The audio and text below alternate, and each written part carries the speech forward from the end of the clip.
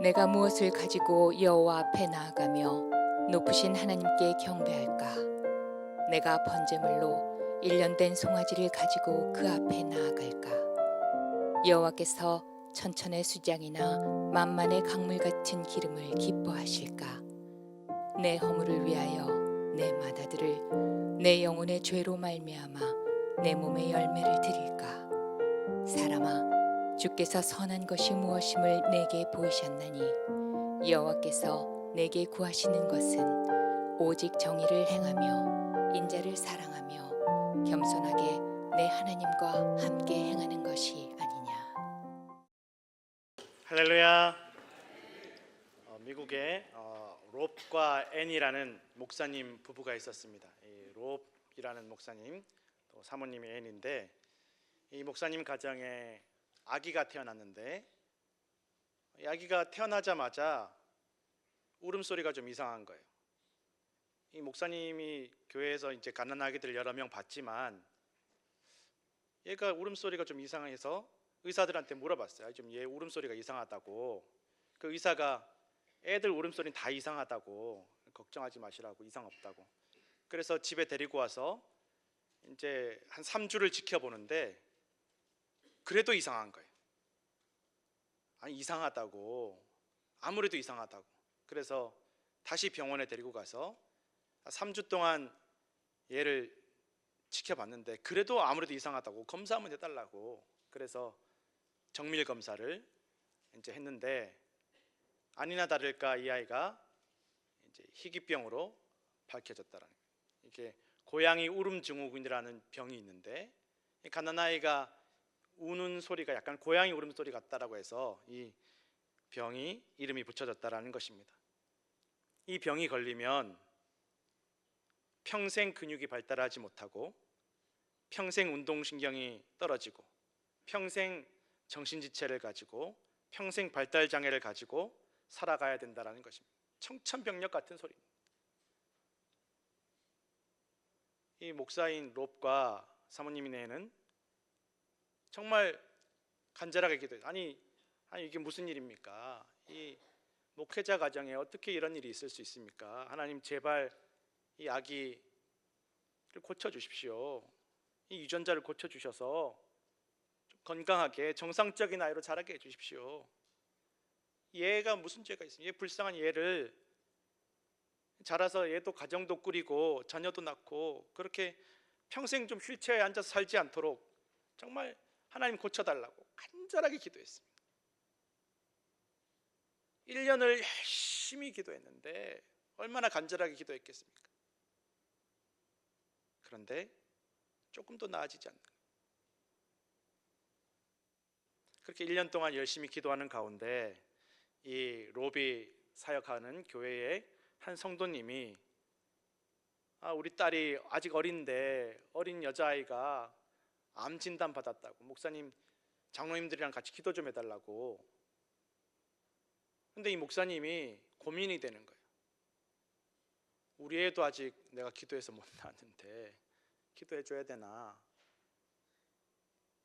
또 기도해서 낳으면 낳는 대로 내가 속이 상할 것 같고, 우리 애는 안 낳는데 안 낳으면 안 낳는 것도 내가 목사인데 또 기도해서 안 낳는 것도 문제가 될 것 같고, 이러지도 저러지도 못하는 거예요. 어쩔 수 없이 그냥 의무감을 가지고 목사니까 어쩔 수 없이 장로님들과 같이 그 여자아이를 위해서 기도해 주었다라는 것입니다. 사실 솔직히 꼭 낳았으면 좋겠다는 마음도 없고 낳을 수 있을지에 대한 확신도 없었다라는 거예요. 그런데 장로님들과 함께 기도했는데 그 여자아이 암이 나은 거예요. 그때부터 이 목사님 마음이 괴로워지기 시작하는 거예요. 고통스러운 거예요. 왜? 왜 우리 애는? 왜 내 기도는? 왜 내 아이는 안 고쳐주시고, 암은 고쳐주시고 이건 안 고쳐주시나? 왜 안 고쳐주시나? 막 고통스럽고 막 좌절스럽고 낙심이 되고 괴로웠다라는 것입니다.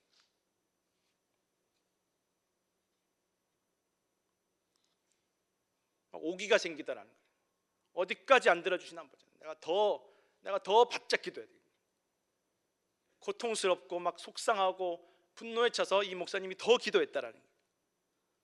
아니 그저 암도 고쳐주신 내 아이도 고쳐달라고 씨름하듯이 그렇게 기도했다라는 거예요.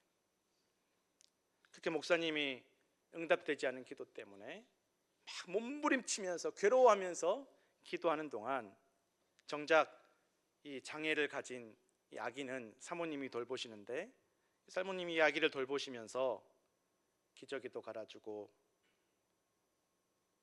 밥도 먹여주고 안아주고 이야기도 해주고 노래도 불러주고 머리도 이렇게 쓰다듬어주고 눈을 맞추면서 이렇게 웃어주었습니다. 그러면서 이 사모님이 그렇게 기도했다고 합니다. 하나님, 이 아기 근육이 잘 발달하지 못해서 먹는 게 걱정되는데 밥 좀 잘 먹게 해주십시오. 먹는데 문제 생기지 않게 해주십시오. 하나님, 이 아기가 엄마가 얼마나 자기 사랑하는지 알고 좀 나한테 반응하게 해주십시오. 그런데 이 사모님은 그렇게 날마다 기도하는데 그 날마다 하는 기도들이 다 응답이 되더라는 거예요. 밥도 잘 먹고 어느 날 이 아기가 갑자기 엄마가 막 이렇게 쓰다듬어주고 노래하는데 엄마에게 활짝 웃어주더라는 거예요. 이 사모님이 너무 감사해서 하나님 감사합니다. 내 기도 들어주셔서 감사합니다. 이 목사님이 응답되지 않은 기도 때문에 막 몸부림치며 고통스러워하며 기도할 때 이 사모님은 응답된 기도 때문에 더 기도하게 되더라는 거예요. 그렇게 아이를 기르면서 기도하면서 기르는데 이 아기가 4살이 되었을 때 제대로 걷지도 못한 아이가 엉금엉금 기어서 그만 지하실로 내려가는 계단에서 굴러떨어졌다라는 거예요.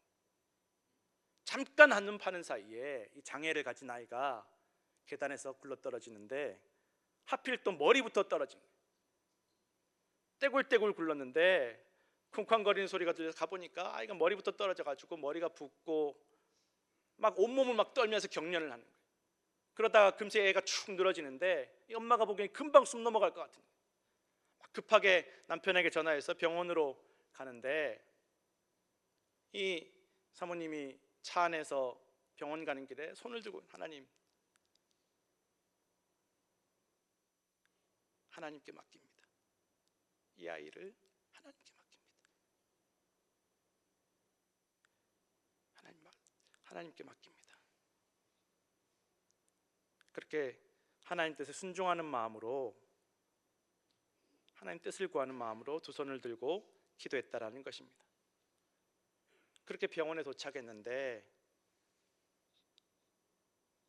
괜찮은 거예요. 의사들이 검사해 보니까 아무 이상이 없다니. 이 의사들도 이상하다네.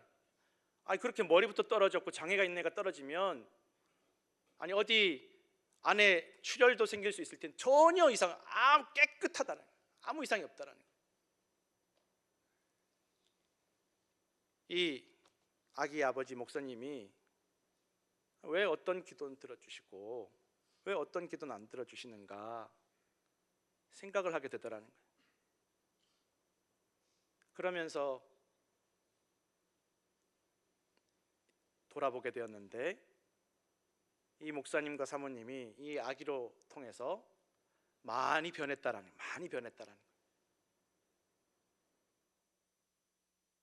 처음에 이 아기의 병을 알았을 때보다 갈수록 이 목사님도 오기로든지 어떻게든지 더 막 간절하게 더 기도하고, 이전보다 옛날 평생 살아온 중에 이렇게 간절하게 기도해 줄 수가 없을 정도로 더 뜨겁게 기도하게 되었고,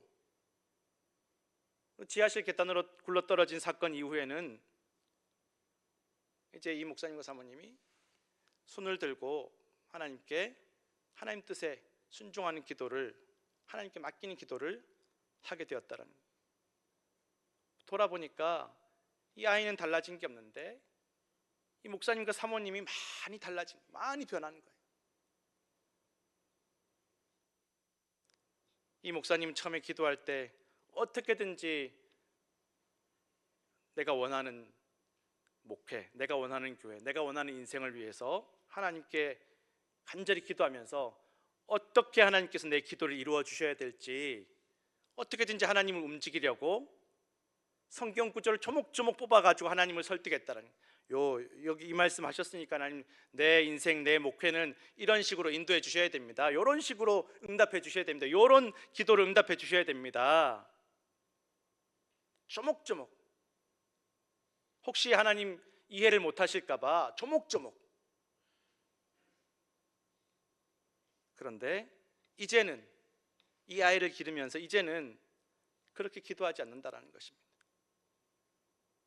이 목사님이 이렇게 지나면서 깨닫게 된 것은, 나와 아내가 기도할 때, 우리가 기도할 때 우리는 자꾸만 환경을 바꾸려고 기도하는데 하나님은 나와 우리를 바꾸기 위해서 환경을 사용하시는구나, 이것을 이 목사님과 사모님이 깨달았다라는 것입니다. 바바라 브라운 테일러라는 교수님이 있는데, 이 교수님은 기도에 대해서 이렇게 이야기하셨습니다. 기도에 있어서 제일 중요한 것은, 기도 응답보다 더 중요한 것은 기도를 통해서 변화되는 기도자입니다.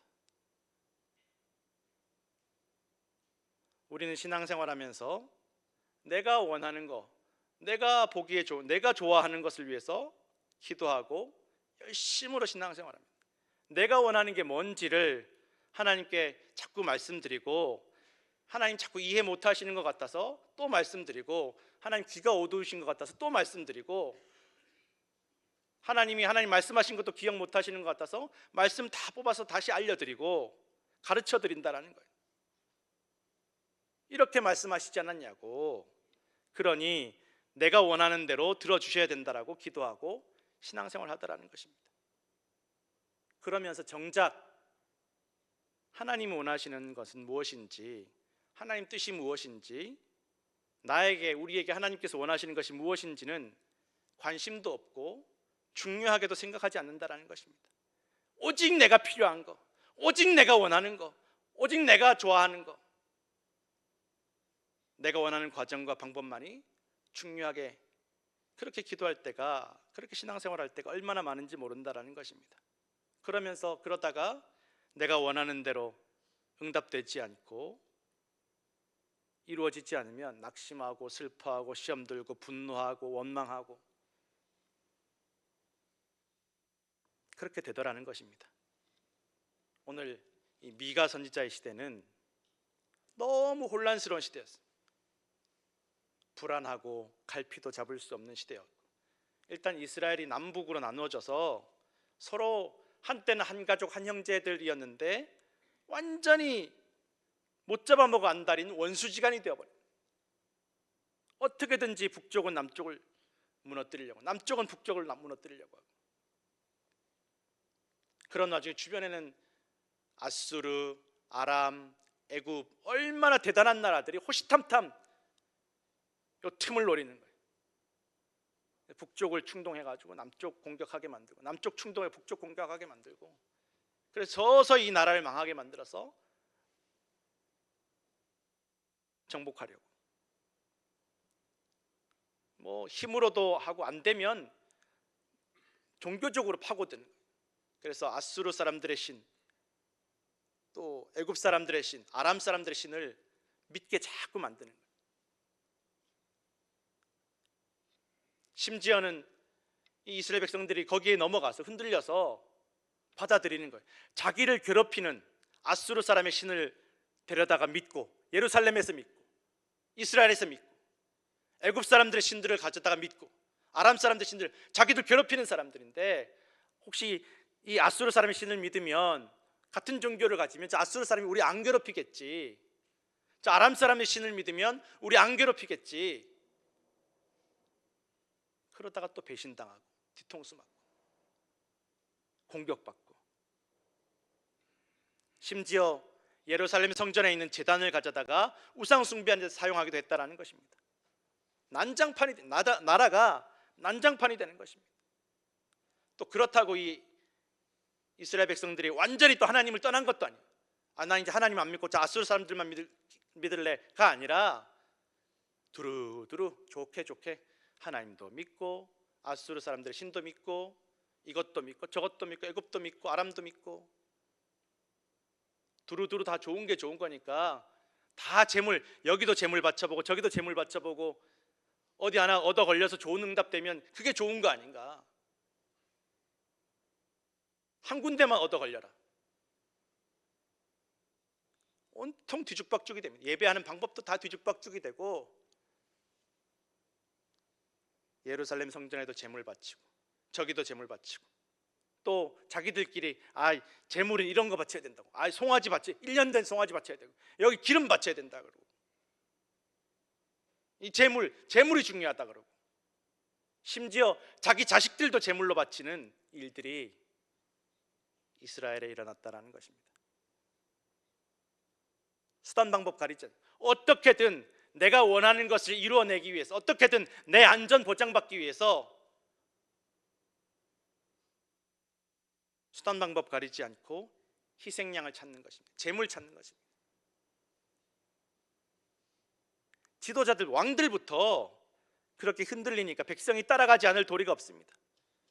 그러니 얼마나 재물이 많이 들어, 얼마나 희생양이 많이 필요하겠습니까? 여기도 바쳐야 되고 저기도 바쳐야 되고 좋은 거 바쳐야 되고 그 재물이 다 어디에서 나오겠습니까? 다 백성들에게서 나온다라는 것입니다. 지도자들이 믿음을 잃어버리고 흔들리니 백성이 재물이 되었다라는 것입니다. 미가서 3장 1절에서 3절 말씀 제가 읽어드리겠습니다. 내가 또 이르노니 야곱의 우두머리들과 이스라엘 족속의 통치자들아 들으라. 정의를 아는 것이 너희의 본분이 아니냐. 너희가 선을 미워하고 악을 기뻐하여 내 백성의 가죽을 벗기고 그 뼈에서 살을 뜯어 그들의 살을 먹으며 그 가죽을 벗기며 그 뼈를 꺾어 다지기를 냄비와 솥 가운데에 담을 고기처럼 하는도다. 이스라엘 백성들이 희생제물로, 희생양으로, 제물로 삼았다라는 것입니다. 오늘 하나님께서 이런 시대에 이런 백성들에게, 이스라엘 백성들, 하나님께서 은혜 주시고 선택하시고 불러주신 이스라엘 백성들에게 이 미가 선지자를 통해서 말씀하십니다. 하나님께서 정말 원하시는 것은 많은 재물도 아니고 좋은 재물도 아니라는 거예요. 오직 하나님께서 너에게 보여주신 그 선한 길로 걸어가는 것, 너희의 입술과 마음과 발걸음과 행위가 하나님 보시기에 선한 삶을 살아가는 것, 그렇게 예배하는 것, 그것을 원하신다라는, 하나님이 원하시는 것은 마음이 담긴 예배, 마음과 뜻과 정성을 다한 예배임을 말씀하고 있다라는 것입니다. 요한복음 4장 23절에서 24절에 예수님께서 말씀하십니다. 다 같이 함께 읽겠습니다. 아버지께 참되게 예배하는 자들은 영과 진리로 예배할 때가 오나니 곧 이때라.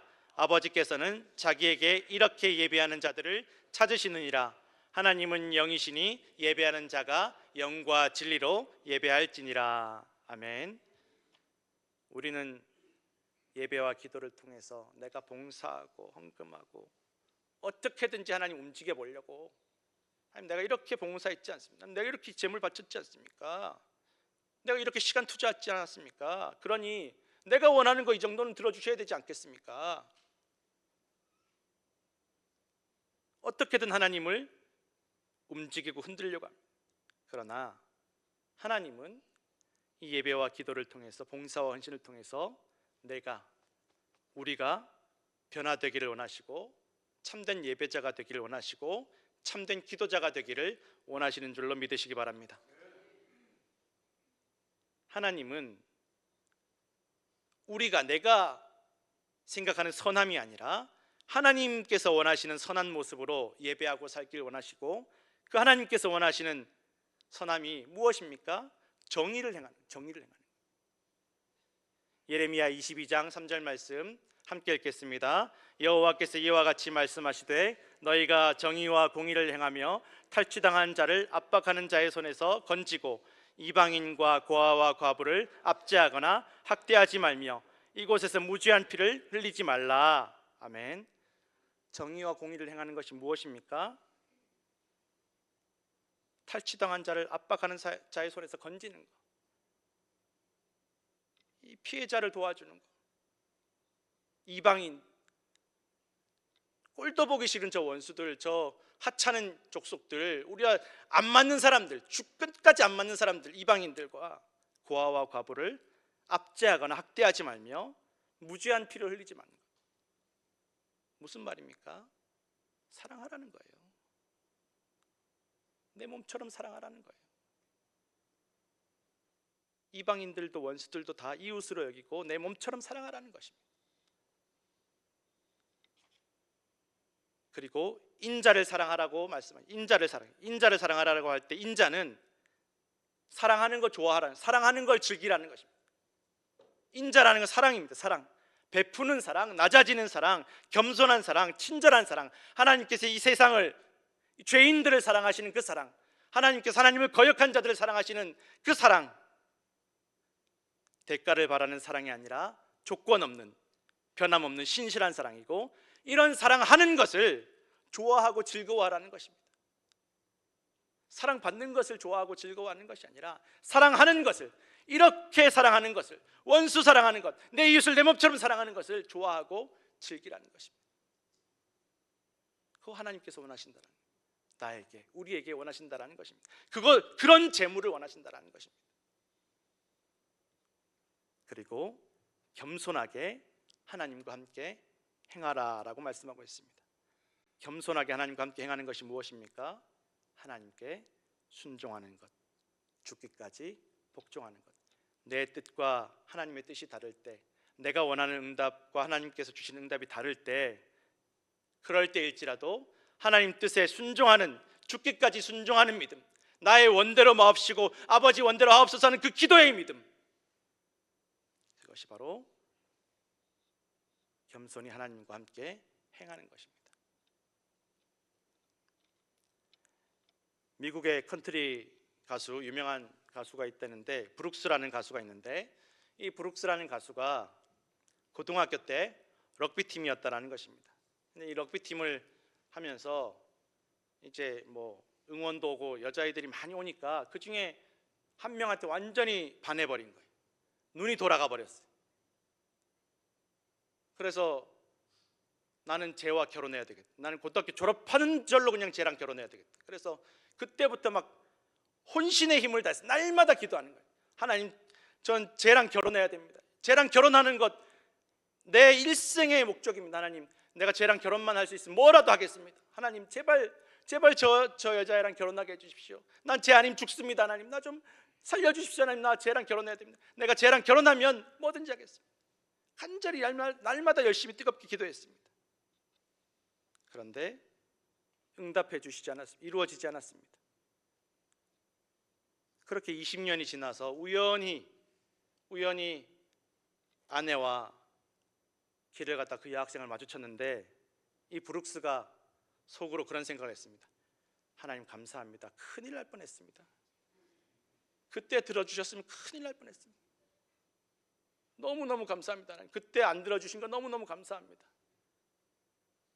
지금 이 아내 만나게 해주신 너무너무 감사하고, 저 여자랑 결혼 안 하게 한 건 너무너무 감사합니다. 그 여자가 변한 게 아니었어요. 내 마음이 변했다라는 거예요. 그때는 이 여자 아니면 죽을 것 같았는데, 그때는 이 사람 아니면 안 될 것 같았는데, 내 마음이 완전히 바뀌어버려가지고 지금은 내 옆에 있는 아내가 더 좋더라는 거예요. 성도 여러분, 기도 응답보다 더 중요한 것은 우리가 포기하지 않고 그래도 기도하고 변함없이 하나님을 신뢰하고 하나님 뜻에 순종하는 것입니다. 우리에게 은혜 주시고 축복 주시기를 원하시는 하나님, 복 주시기를 원하시는 하나님을 신뢰하는 것입니다. 그러면 하나님, 우리가 바라고 기대한 것 이상으로 반드시 응답해 주실 줄로 믿으시기 바랍니다. 이 사순절에 하나님의 뜻을 구하며 겸손히 순종하시는 기도자 되시고 예배자 되시는 성도들 되시기를 간절히 축원합니다.